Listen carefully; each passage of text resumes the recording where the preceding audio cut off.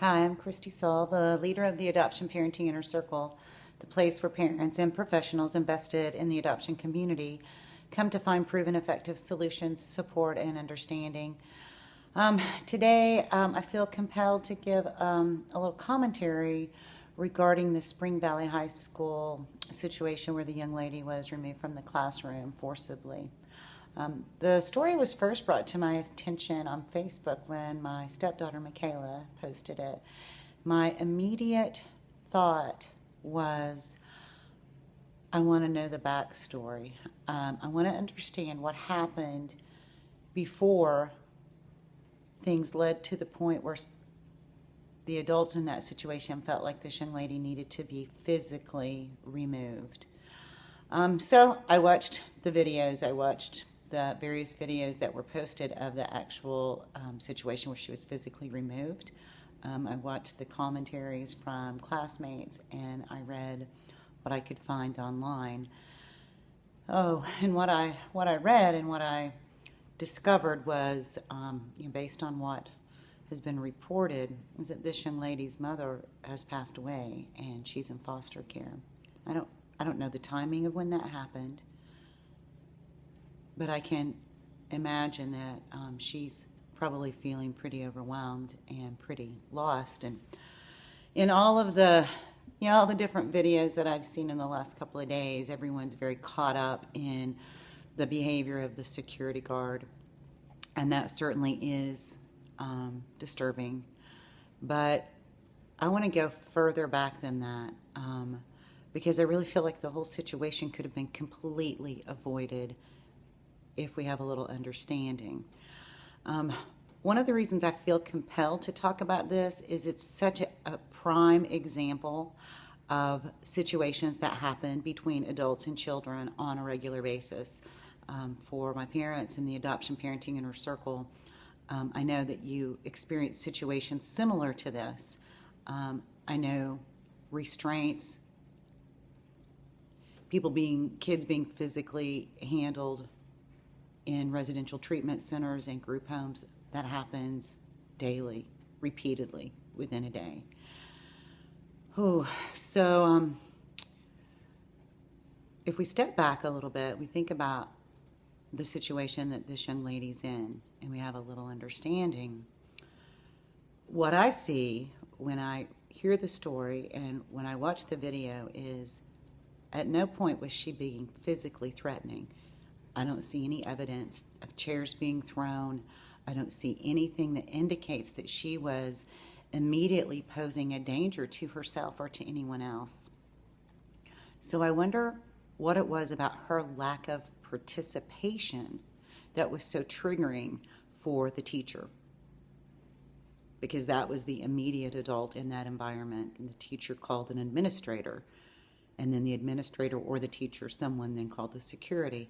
So if I step back and I think, well, what was it about her refusing to participate that was so triggering to that teacher that the teacher felt like she needed to leave the class?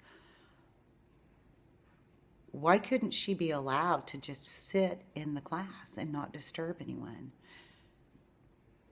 Why isn't it possible that we could consider that the best this young lady could do on that day was to get up and get dressed and get to school? And maybe, depending on the timing, depending on her home situation, depending on this foster care setting, maybe school is the safest place for her right now, or was. It became a battle of wills, is what is perceived, but the reality is, when we are stressed out, our brains go into survival mode, and that means fight, flight, or freeze. What I see is this young lady is froze. She's froze. She needs a chance, a space, an energy that creates soothing and understanding. If that teacher could have taken 3 steps back, and I'm sure the teacher asked nicely, I'm sure the teacher was encouraging, then at some point the teacher just felt like she needed to leave, and she was froze.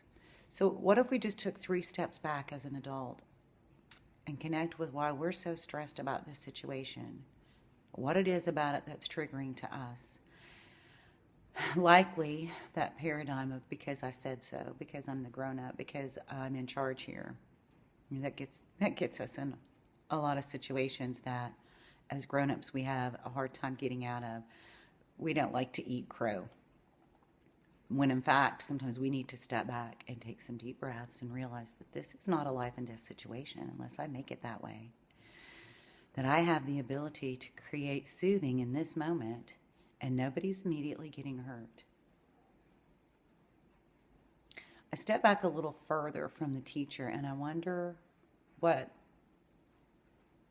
maybe this young lady, maybe she didn't need to be at school that day. Maybe she's needing some support that her caregivers aren't able to provide, maybe because of schedule. But if she's in the system, if she is in foster care, and that system has not been able to wrap their arms around this young lady in some way of understanding, we have a major gap systemically. You know, this young lady is hurting. She's hurting. We have a hurting child that we're not attending to. And when we can see that and we can understand that, one, when we stress, we regress. This lady lost her mother. As adults, have we not experienced stress to some degree in our life where the best we can do is take care of the most minimal requirements of life? Have you lost somebody? Have you lost a loved one? Have you gone through divorce? Have you experienced a death? Have you ever experienced shock and trauma? Can we not relate in some way to what this young lady might be experiencing? It's such an example and such an opportunity for us to step back and learn what we can do differently as adults to support our children so that they can thrive. The ability to create a regulated, mature, emotional environment. So that's our job as adults. As adults, our job is to create safety and security. And so, as I said, for my parents in the adoption parenting inner circle, I understand, we get triggered and our kids are triggered. And in that space, we've got two triggered people.